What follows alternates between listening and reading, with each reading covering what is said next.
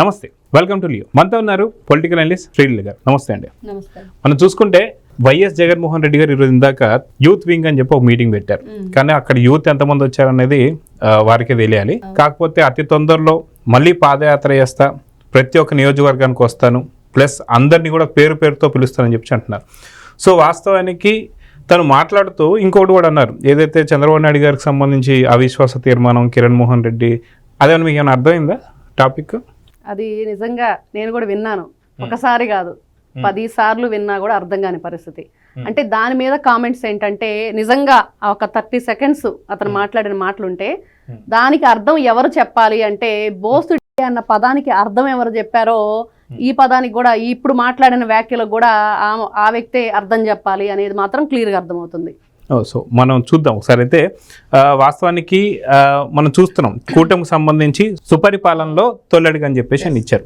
అయితే 1 year అయినటువంటి ఒక సందర్భంగా అసలుకి కూటమి ఏం చేసింది, నిజంగా వైసీపీ ఇంటింటికి వెళ్ళి ఏం చెప్పబోతుంది అనేది మనం చూద్దాం. సో వాస్తవానికి చెప్పాలంటే వైసీపీకి సంబంధించి ఏదైతే ఒక QR స్కాన్ కోడ్ పెట్టుకొని వాళ్ళు వెళ్ళి నిజంగా కూటమి నుంచి ఇవన్నీ వస్తున్నాయా లేదా అని చెప్పి అడిగేటువంటి ప్రయత్నం వాళ్ళు చేస్తున్నటువంటి ఒక తొలి సందర్భంలోనే ఏదైతే అనంతపురంలో ఒక స్కానర్ ఎవరైతే స్కాన్ చేసినటువంటి ఒక ఖాతాలోంచి దాదాపు 11,000 దొంగిలించారని చెప్పేసి మనకు బయటపడింది.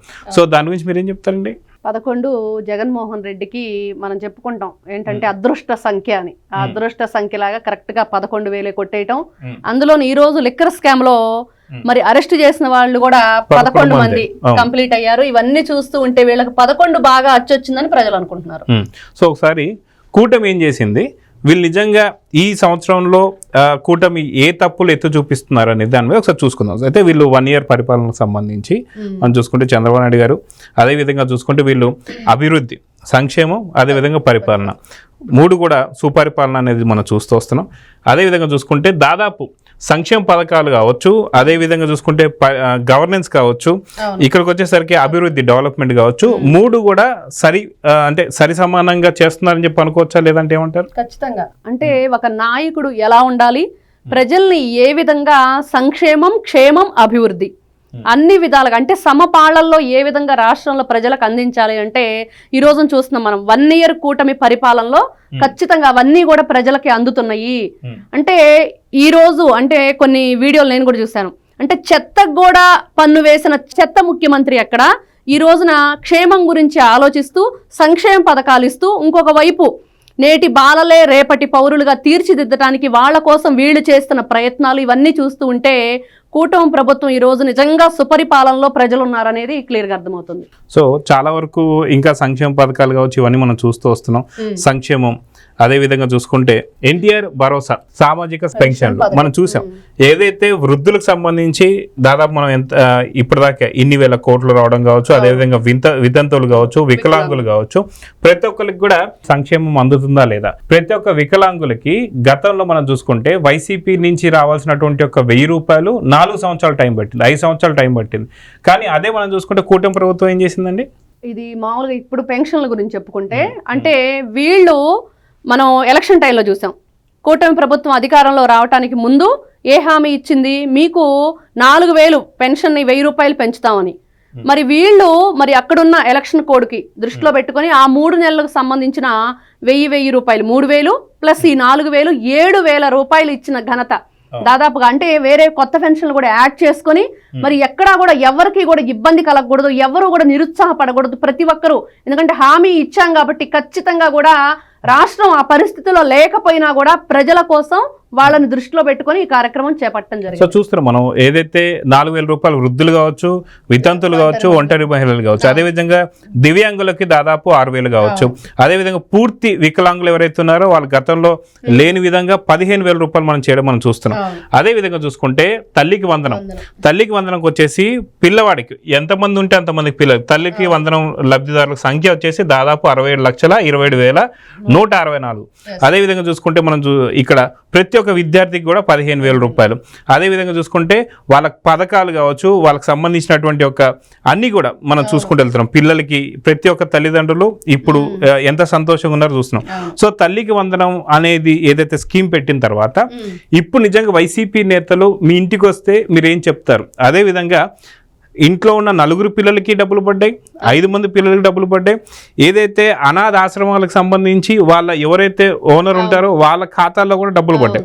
సో దీన్ని ఎలా చూడాలి? ఇది రైట్ టైమా నిజంగా వైసీపీ ఇప్పుడు ఇంటింటికి వెళ్ళడం అనేది కరెక్ట్ అంటారా, లేదంటే ఏం చెప్తారు? అంటే ఇక్కడ వైఎస్ఆర్సీపీ పార్టీ అధికారంలో ఉన్నప్పుడు మరి అమ్మఒడి అనే ఒక ఏదైతే సంక్షేమ పథకాన్ని ఏ విధంగా వాళ్ళు నిర్వహించారని చెప్పుకుంటే, మరి అక్కడ ప్రతి ఒక్క బిడ్డకు కూడా ఇస్తామని, ఎంతమంది బిడ్డలుంటే అంతమంది బిడ్డలకు ఇస్తామని చెప్పి వాళ్ళు చేసింది ఏంటి, జగన్మోహన్ రెడ్డి తిరిగి మళ్ళీ తల్లులకు ఒక క్వశ్చన్ చేశాడు, ఏ బిడ్డకు కావాలో మీరే తేల్చుకోండి అని. ఏ తల్లైనా ఏ బిడ్డ అని చెప్పి పెంచుకుంటుంది? 2 బిడ్డలు కూడా తల్లికి 2 కళ్ళులాగా చూసుకుంటారు, పంచ ప్రాణాలుగా చూసుకుంటారు. మరి అలాంటి బిడ్డకి ఏ బిడ్డకి కావాలంటే ఏ తల్లైనా ఏం కోరుకుంటుంది? ఇంకా అసలు ఏ విధంగా ఆలోచించాలో కూడా తెలియని పరిస్థితి. మరి రేపు జగన్మోహన్ రెడ్డి గారు ఇంటింటికి వెళ్ళి ఏం సమాధానం చెప్తారు దీనికి? ఈ రోజున కూటమి ప్రభుత్వం ఎంతమంది పిల్లలుంటే 6 ఉంటే 6 కూడా మరి వీళ్ళకి ఖాతాల్లో డబ్బులు వచ్చేసినాయి. మరి ఎంత గొప్పగా ఈ రోజున తల్లిదండ్రులు కరెక్ట్గా అంటే వాళ్ళకి ఏ టైంకి అందాలో ఆ టైంకి అందని, అంటే వాళ్ళ బుక్స్ కొనడానికి కానివ్వండి, వాళ్ళకి సంబంధించిన యూనిఫామ్కి వాటన్నిటికి సంబంధించి ఖర్చుల కోసం పిల్లలకి కరెక్ట్గా వాళ్ళ ఫీజులు టయానికి డబ్బు అందటం అనేది చాలా ఆనందంగా ఫీల్ అవుతున్నారు. సో మరి ఇంకో పథకం చూసుకుంటే దీపం 2.0. అసలు ఫస్ట్ స్టార్టింగ్ ఏదైతే కట్టెలు పోయి ఉన్నటువంటి ఒక సందర్భంలో గ్యాస్ రావాలని తీసుకున్నటువంటి ఒక మనం చూసాం డ్వాక్రా గ్రూపుల ద్వారా. అవును, దీపం పథకం ఆ టైంలో కూడా అసలుకి ఆంధ్రాలో కావచ్చు, అంటే అప్పుడు ఉమ్మడి ఏదైతే ఆంధ్ర కావచ్చు, తెలంగాణ కావచ్చు, ఉమ్మడి 2 తెలుగు రాష్ట్రాలు ఉన్నప్పుడు ఆ టైంలో కట్టెలు పోయి కాదు, మనకి సిలిండరే ముఖ్యం, సిలిండర్ వల్ల చాలా వరకు పొల్యూషన్ తగ్గుతుందని చెప్పేసి, అంటే చంద్రబాబు నాయుడు గారు ఒక తల్లి పడ్డ కష్టాలు మరొకరు పడకూడదని చెప్పి గ్యాస్ సిలిండర్ తెచ్చారు. అది దీపం 0.1. ఇప్పుడు దీపం 2.0లో దాదాపు 3 సిలిండర్లు ఫ్రీ ఇస్తున్నారు. సో అందరు మహిళలకు కూడా అందుతుంది. అంటే ప్రతిసారి అంటే ఒక సబ్సిడీ అమౌంట్ ఎలా వెళ్తుంది, లేకపోతే ఫ్రీగా సిలిండర్లను ఈ రోజున కూటమి ప్రభుత్వం చెప్పిన హామీ ఏదైతే ఉందో చూస్తే మనం ఇక్కడ అంటే మీరు సిలిండర్ ఎప్పుడు బుక్ చేసుకుంటే అప్పుడు మీ ఖాతాల్లోకి డబ్బులు రావటం కాదు. ఇప్పుడు సంవత్సరానికి 3 సిలిండర్లు ఇస్తా ఉన్నారు. దానికి ఏంటి, ఈ రోజున ఒక్కోరు అంటే సింగిల్ గా ఉండే వాళ్ళు ఉంటారు, లేకపోతే వాళ్ళకి సంవత్సరం అంతా కూడా 3 సిలిండర్లు కూడా యూజ్ చేయలేని వాళ్ళు ఉంటారు. వాళ్ళ కోసం ఇన్ని విధాలుగా ఎవరు కూడా విభేదాలు లేకపోతే వాళ్ళు మాకు కూడా దీన్ని మేము ఆ లబ్ధి చేకూర్చుకోలేకపోతున్నాము అనే ఆలోచన లేకుండా మొత్తం మీరు 3 సిలిండర్ తీసుకుంటారా 2 తీసుకుంటారు, మీకు ఆ పథకం వర్తించినప్పుడు ఖచ్చితంగా 3 సిలిండర్ల డబ్బులు కూడా మీ ఖాతాలోకి ఒకేసారి జమ చేయటం జరిగింది. అంటే ప్రతి ఒక్కరు కూడా ఒకసారి మీరు చూసుకుంటే గనక అంటే 3 సిలిండర్ల డబ్బులు ఒకేసారి కూటమి ప్రభుత్వం మీ అకౌంట్లో వేస్తుంది. అదేవిధంగా చూసుకుంటే మనకి మహిళలకు సంబంధించి ముఖ్యంగా ఆర్టీసీ ఉచిత బస్సు, ఈ ఉచిత బస్సు కూడా వచ్చేసి ప్రత్యేకంగా కొత్త బస్సులు కొనబోతున్నారని చెప్పి అది ఆగస్టు 15వ తారీఖు నుంచి ఖచ్చితంగా స్టార్ట్ అవుతుందని చెప్పేసి అయితే తెలుస్తుంది. అదిగాక రాష్ట్రం ఇంత ఆర్థిక ఇబ్బందులు ఏదైతే 2019 నుంచి 24 దాకా చేసినటువంటి ఒక అక్రమాలు అవినీతి ఏదైతే ఉందో ఇప్పటికి కొన్ని వేల కోట్లు ఏదైతే మనం మద్యం స్కామ్ కావచ్చు, మైనింగ్ కావచ్చు, అడవి భూములు కావచ్చు, ప్రతి ఒక్క స్కామ్ నుంచి నిజంగా ఇప్పుడు తిరిగి మనం ఖచ్చితంగా జప్తు చేసుకోవాల్సిన అవసరం. ఇలాంటి పరిస్థితుల్లో నిజంగా ఆర్టీసీ బస్సు ఇంకా పెట్టలేదు ఏంటని చెప్పేసి జగన్మోహన్ రెడ్డి మాట్లాడుతున్నారు. సో అది చాలా చిన్న పథకం కదా, అది ఎందుకు అమలు చేయలేదని చెప్పేసి అంటున్నారు. ఇక్కడ చూస్తే నిజంగా జగన్మోహన్ రెడ్డి గారు అధికారంలో ఉన్నప్పుడు ఏం జరిగిందంటే బస్సులో ప్రయాణించలేదు. ఆ బస్సులో ప్రయాణించే వాళ్ళు ఆ రోడ్లు ఎలా ఉన్నాయో ఒకసారి చూడాలి. నిజంగా బస్సుల్లో కూడా గొడుగులు వేసుకున్న నిరసన తెలిపిన పరిస్థితులు ఉన్నాయి జగన్మోహన్ రెడ్డి గారు అధికారంలో. ఒకసారి చరిత్రలోకి వెళ్తే మీరు ఈ రోజున కేవలం అంటే చిన్న పథకమే కదా అని మీరు చెప్పొచ్చు. అంటే అది చిన్న పథకమా పెద్ద పథకమా కాదు, అది ప్రజల దగ్గరకు వెళ్ళేటప్పటికి వాళ్ళకి ఏ విధంగా ఉపయోగపడాలి, ఏ విధంగా వాళ్ళకు మనం అవసరాలను తీర్చాలి అని ఆలోచిస్తే ఈ రోజున ఉన్న ఎన్ని లక్షల బస్సులు ఉన్నాయి, మరి ఎంతమంది ప్రజలు ఉన్నారు, వాళ్ళ మహిళలకి ఏ విధంగా అవి సరిపోతాయా లేదా, అంటే ఉచిత బస్సు అనగానే కొంతమంది ఏ విధంగా ఎక్కువ ప్రయాణం చేసే అవకాశాలు ఉంటాయి అవన్నీ అంచనా వేసుకొని మరి అన్నా క్యాంటీన్ పెట్టేటప్పుడు కూడా ఇక్కడ ఒక ఏదైతే ఒక యూనిట్గా వెళ్ళి అక్కడ అమ్మా క్యాంటీన్ అని చెప్పేసి ఉంటే చెన్నైలో అక్కడికి వెళ్ళి పరిశీలించి ఇదంతా ఎలా చేస్తున్నారు ఏంటని ఇంత దాని మీద వాళ్ళు ఎంతగా పరిశోధన చేసి పెట్టారు. మరి దీని గురించి కూడా మనం చూసాం తెలంగాణలో ఏం జరిగిందని, మహిళలంతా గొడవ పట్టడం లేకపోతే గందరగోళాన్ని సృష్టించడం ఇవన్నీ చూస్తున్నప్పుడు ఖచ్చితంగా ఇలాంటివి ఎదుర్కోకుండా మహిళలు సురక్షితంగా ప్రయాణం చేయాలంటే ఎలాంటి బస్సులు మనం ప్రవేశపెట్టాలి అనే దాని మీద పూర్తిగా ఒక విశ్లేషణ చేసుకొని అప్పుడు ఈరోజు జగన్మోహన్ రెడ్డి మాటలు ఎలా ఉంటాయి అంటే గుడ్డెత్తు చేలో పడ్డట్లుగా ఆ పథకాలు అమలు చేస్తాడా చేయడా అనేది ఆయన అనవసరం. ఎందుకంటే ఆయన ఏ పథకాలు ఇవ్వలేదు, అమలు చేయలేదు. కానీ ప్రజల్లో ఇదే చిన్నదే కదా, చేయొచ్చు కదా అంటున్నారు. కానీ మీరు చేసింది ఏంటి? ఈ రోజున ఆ రోజున చూస్తే రోడ్లు వేయడానికి, ఈ రోజున మీరు గుంటలు పోడ్చడానికి మీరు వేసిన గుంటలు మరి ఈ రోజున చూస్తే దాదాపుగా 300 కోట్ల రూపాయలు ఖర్చు అయింది కూటమి ప్రభుత్వానికి. మరి జగన్మోహన్ రెడ్డి గారు చెప్తారు ఉచిత బస్సు గురించి. అయితే అదిగాక తను చెప్తున్నాడు కడప నుంచి వైజాగ్ వెళ్ళి సాయంత్రం కల్లా తిరిగి రావాలని చెప్పి మా మహిళలు కూడా చూస్తున్నారంటే కడప నుంచి వైజాగ్ వెళ్ళి మళ్ళీ తిరిగి వచ్చేసేటువంటి పరిస్థితి, అంటే హెలికాప్టర్లో తిరిగి వాళ్ళకి ఏం తెలుసు అని చెప్పి చూస్తున్నాం. అదే విధంగా చూసుకుంటే మహిళలకు సంబంధించి స్వయం ఉపాధి పథకం, అసలు డ్వాక్రా కుట్టు మిషన్లు కావచ్చు, కుట్టు మిషన్లు ప్రతి ఒక్కరికి అందజేయడం కావచ్చు.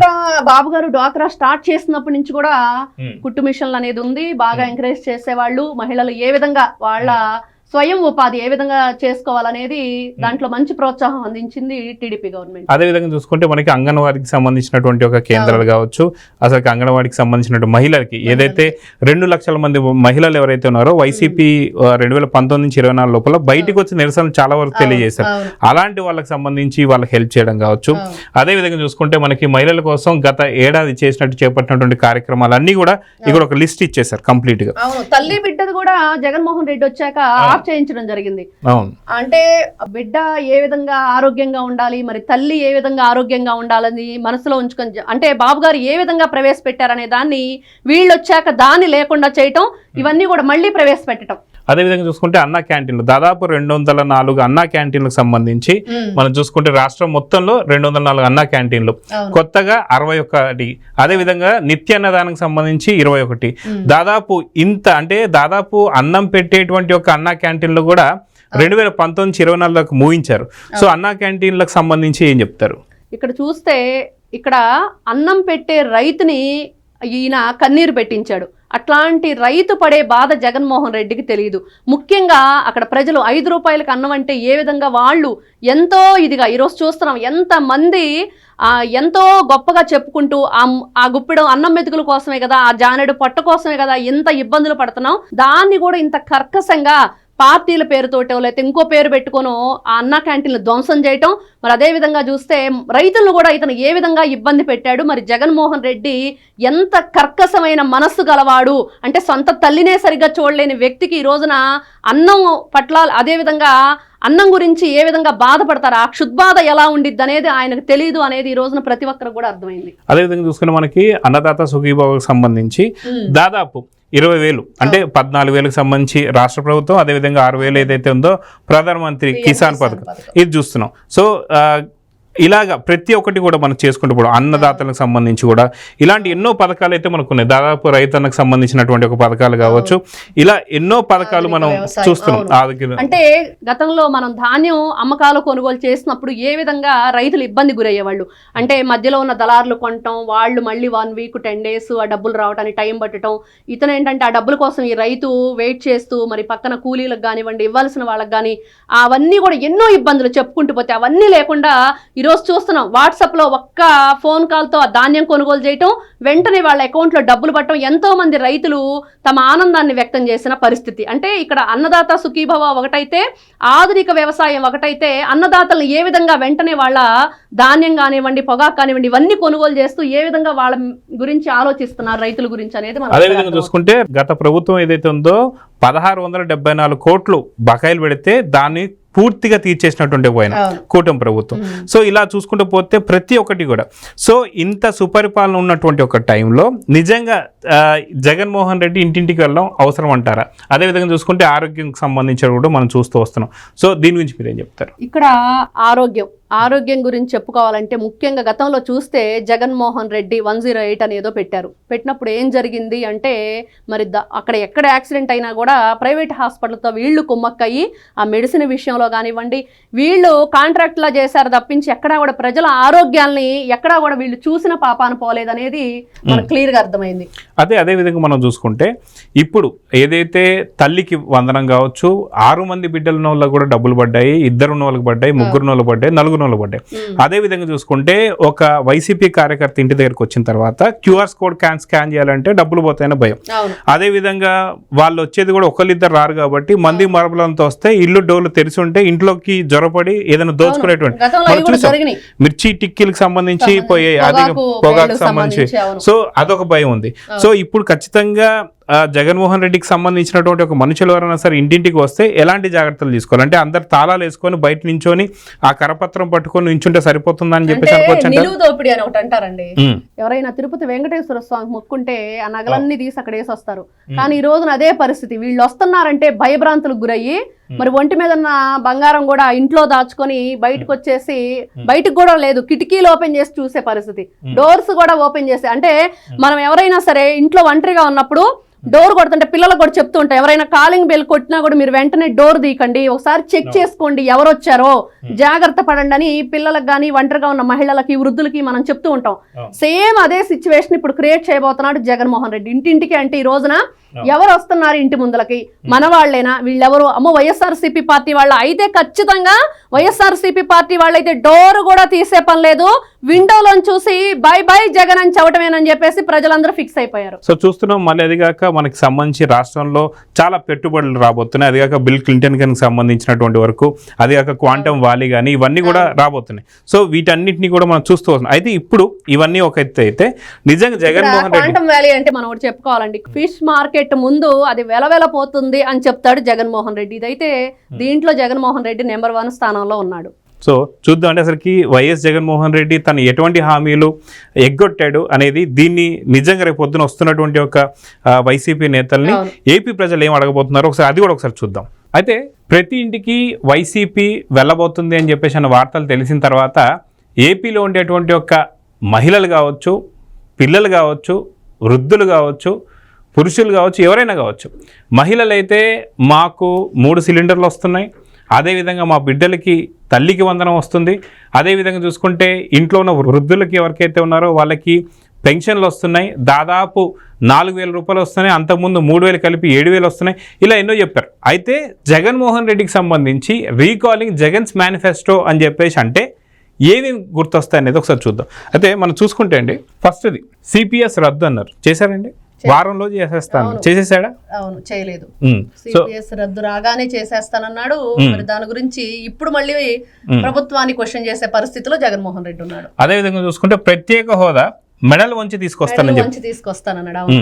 25 ఎంపీలు నాకు ఇవ్వండి, నేను ఖచ్చితంగా కేంద్రం మెడల్ వంచేసి నేను ఖచ్చితంగా ప్రత్యేక హోదా ఎలా రాదో చూద్దామని చెప్పిన జగన్మోహన్ రెడ్డి మరి ఈ రోజున ఏం మాట్లాడతాడు, ప్రజల దగ్గరికి ఎలా వస్తాడు? అదే విధంగా చూసుకుంటే నిన్నగాక మొన్న షర్మిల గారు ప్రెస్ మీట్ పెట్టి ఆవిడ కూడా ప్రత్యేక హోదా నేను తెస్తాను, ఫస్ట్ మీరు ఎమ్మెల్యేలంతా నా దగ్గరకు వచ్చాయని చెప్పి మాట్లాడుతాం.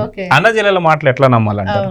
అదే విధంగా చూసుకుంటే మద్య నిషేధం, దీని గురించి మీరు ఏం చెప్తారు? ఇక్కడ మద్యపాన నిషేధం ఖచ్చితంగా చేసి తీరితేనే మళ్ళీ మీ ఇంటికి వచ్చి నేను ఓట్లు అడుగుతానని ప్రతి ఒక్క అక్క చెల్లెమ్మకి చెప్తానన్న జగన్మోహన్ రెడ్డి మరి ఈ రోజున అదే మద్యం భారీ ఒక కుంభకోణం చేసి ఏ విధంగా అక్కడ వాళ్ళతో పాటు ఉన్న నాయకుల్ని, మరి పాపం ఎంతో మంది ఉద్యోగుల్ని, యువతను కూడా ఆ ఊబులోకి లాగాడో ఈ రోజున మనం చూస్తున్నాం. దాంట్లో ఎంతమంది అరెస్టులు అవుతూ ఉన్నారో అదే ఈ మద్యపాన నిషేధం. దాంట్లో కూడా మళ్ళీ 11 మంది అరెస్ట్.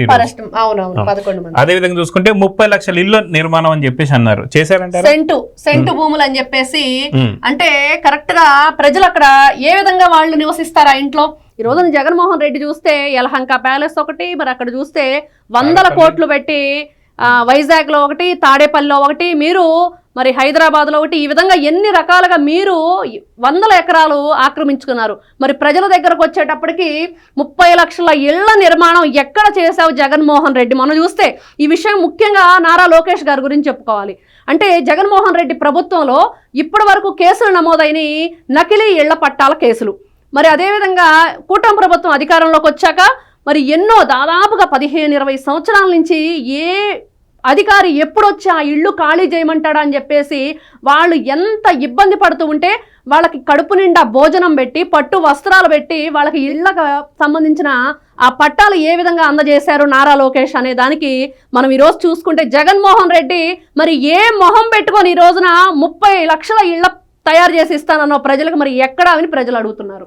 అయితే ఇల్లు కాదు ఊర్లే కడుతున్నా అని చెప్పేసి అన్నారు. అదే విధంగా చూసుకుంటే 2,30,000 ఉద్యోగాలు భర్తీ అని చెప్పేసి అన్నారు, చేశాడండి?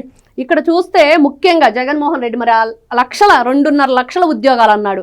మరి ఎక్కడున్నాయి, ఎక్కడి నుంచి తీసుకొచ్చి ఇస్తావంటే మరి చూసాం ఎక్కడ అసలు ఆంధ్రప్రదేశ్కి రాజధానే లేదు, 3 రాజధానులు అని చెప్పాడు.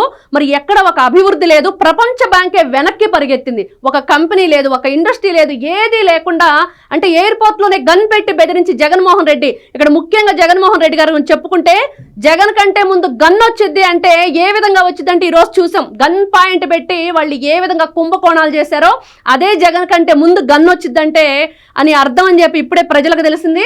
మరి ఇక్కడున్న 2.5 లక్షల ఉద్యోగాలు ఇప్పుడు చేస్తున్నాడు, రూపాయికి ఇడ్లీనే రాదు 99 పైసలకే భూమిని కట్టబెట్టారని ఒక దుష్ప్రచారం చేస్తూ ప్రజలు ఈ రోజున అడుగుతున్నారు, జగన్మోహన్ రెడ్డి ఎక్కడ ఈ 2.5 లక్షల ఉద్యోగాలు మరి ఎవరికి ఇచ్చావంటే మనం చెప్పుకోవచ్చు ప్లకార్డ్స్ పట్టుకొని రప్ప నరుకుతామంటున్నారు. మరి గంజాయి బ్యాచ్ని పరామర్శిస్తాడు, ఇదే ఆయన ఇచ్చిన ఉద్యోగాలు అని చెప్పేసి ప్రజలకు అర్థమైపోయింది. అయితే ఇంకొకటి చూసుకుంటే మనకి ప్రతి ఊర్లో మినరల్ వాటర్ ప్లాంట్ అని చెప్పేసి అన్నారు, ఇచ్చారా? అంటే వాటర్ ప్లాంట్ లేదు కానీ మద్యం ప్లాంట్లు అయితే చాలా చేశాడు, అదైతే క్లియర్ గా చెప్పారు. అదే విధంగా చూసుకుంటే వికలాంగులకు పెన్షన్లు 3,000 అని చెప్పేసి అన్నారు, ఇచ్చారు? వికలాంగులకు కాదండి, ఆయన పెన్షన్ 3,000 చేస్తాను, 1,000 రూపాయలు పెంచుతానని ఏం చేశాడంటే 250 పెంచుకుంటూ పోతూ మరి అదే విధంగా ఆయన చెప్పిన ఏంటంటే ఇంకా సంవత్సరం ఉంది, ఇంకా 2 ఏళ్ళు ఉంది అంటే 5 సంవత్సరాలు కదా ముఖ్యమంత్రి, మరి 5 సంవత్సరాలు నా ఇష్టం వచ్చినప్పుడు నేను ఇస్తానని చెప్పాడు. అదే విధంగా చూసుకుంటే 45 ఏళ్ళ దాటితే పెన్షన్ అని చెప్పేసి అన్నారు, అందుకనే మందు పోసి మరి దాంట్లో పోతే ఇంకా పెన్షన్ గొడవే ఉండదని చెప్పి ఆలోచించాడు. అదే విధంగా మెగా డిఎస్సి అన్నారు, ఇచ్చారా?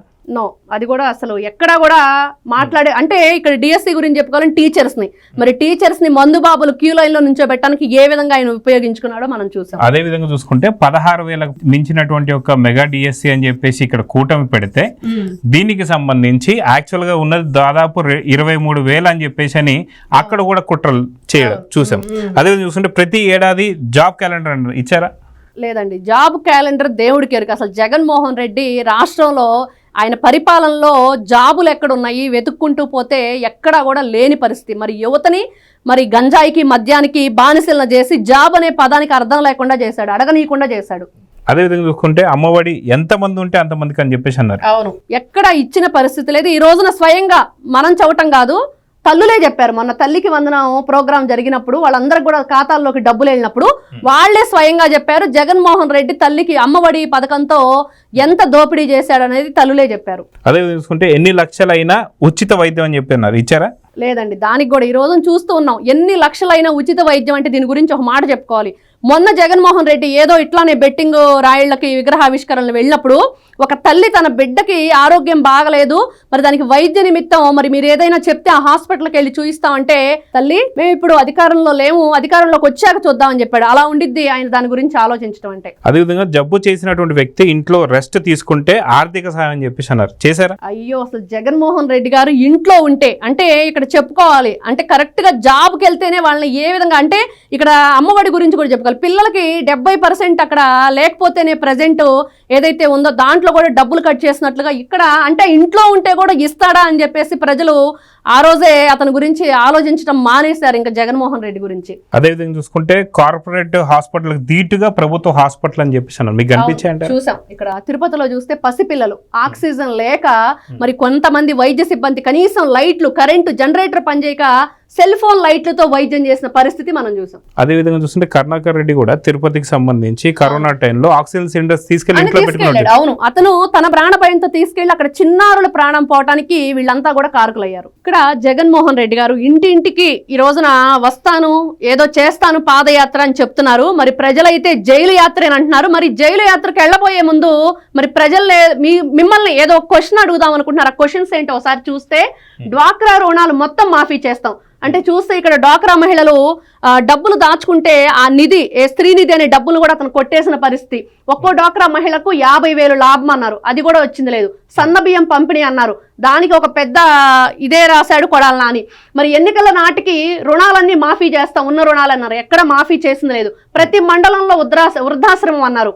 మరి ఈయన చూస్తే తల్లినే బయటకు నెట్టేసిన పరిస్థితి. మరి వృద్ధాశ్రమం ఎలా నిర్మిద్దాం అనుకున్నారో మరి ఏంటో ఎవరికీ అర్థం కాని పరిస్థితి. ప్రతి నియోజకవర్గంలో కోల్డ్ స్టోరేజ్ అన్నారు.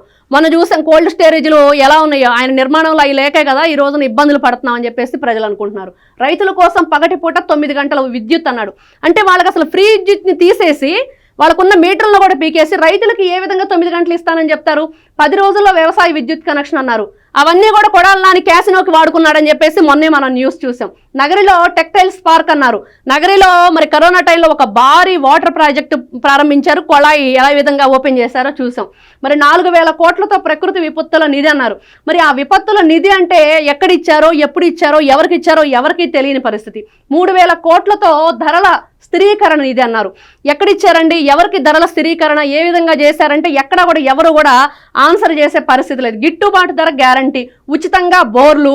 మరి గిట్టుబాటు ధర ఆ రోజున చూసి జగన్మోహన్ రెడ్డి గిట్టుబాటు ధర కరెక్ట్గా వచ్చింది. ఎందుకంటే 7,000కి రైతుల దగ్గర కొని 15,000కి ఆయన అమ్ముకున్నాడు మిర్చి అనేది. కౌలు రైతులకు రైతు భరోసా అన్నారు, ఇచ్చింది లేదు. అది అంటే డైరెక్ట్గా ఎవరికి పొలం ఉందో వాళ్ళకే వెళ్ళింది కానీ కౌలు రైతులకు అందలేదు. ప్రతి ఒక్కరికి రైతుకి 12,500 అన్నారు. అంటే ఎవరిచ్చారు దాంట్లో దాంట్లో జగన్మోహన్ రెడ్డి ఎంత ఇచ్చాడు, అక్కడి నుంచి సెంట్రల్ గవర్నమెంట్ నుంచి ఎంత వచ్చింది అనేది ప్రజలకి ఆ రోజునే తేటతెల్లిమైపోయింది. ఇప్పుడున్న ఈ పాయింట్స్ అన్నిటి క్వశ్చన్స్ ప్రజల దగ్గరకు వెళ్లే ముందు వాళ్ళు అడగడానికి రెడీగా ఉన్నారు. మరి దానికి మీరేం ఆన్సర్ చేస్తారని చెప్పేసి ప్రజలు కూడా వేచి చూస్తున్నారు. సో చూస్తే ఇలానే దాదాపు 134 హామీలకు సంబంధించి తను పూర్తిగా ఎగ్గొట్టినటువంటి పరిస్థితుల్లో ఈరోజు ఏ మొహం పెట్టుకొని వెళ్తాడు ప్రజల్లోకి అని చెప్పేసి అయితే మనకు కనిపిస్తుంది. దాదాపు ఇక్కడ చూసుకుంటే 134 హామీలకు సంబంధించి పూర్తిగా గండి కొట్టినటువంటి ఒక వైసీపీ ఈరోజు అదే 2019 నుంచి 24 దాకా జరిగినటువంటి అక్రమాలు ఇంకా పూర్తిగా మర్చిపోలేదు. డాక్టర్ సుధాకర్ని మర్చిపోలేదు, డ్రైవర్ సుబ్రహ్మణ్యాన్ని మర్చిపోలేదు, అమర్నాథ్ని మర్చిపోలేదు, అదేవిధంగా చూసుకుంటే తోట చంద్రాయని మర్చిపోలేదు. ఇలాంటి దాదాపు 30,000 మంది ఏదైతే పురుషులు కల్తీ మద్యం తాగి చనిపోయినటువంటి యొక్క వాళ్ళ గడపలు మిమ్మల్ని మర్చిపోలేదు. సో ఆ యొక్క ఇంటింటికి వెళ్తే మీకు ఎలాంటి స్థితి కలుగుతుంది అనేది మాత్రం ప్రజలు డిసైడ్ చేయాలి. వాస్తవానికి దీనికి సంబంధించి మీరు నిజంగా వైసీపీ నేతలు మీ ఇంటికి వస్తే మీరు ఏం చేయబోతున్నారు అనేది కామెంట్ రూపంలో తెలియజేయండి. నమస్తే. Please subscribe to Leo News for more videos.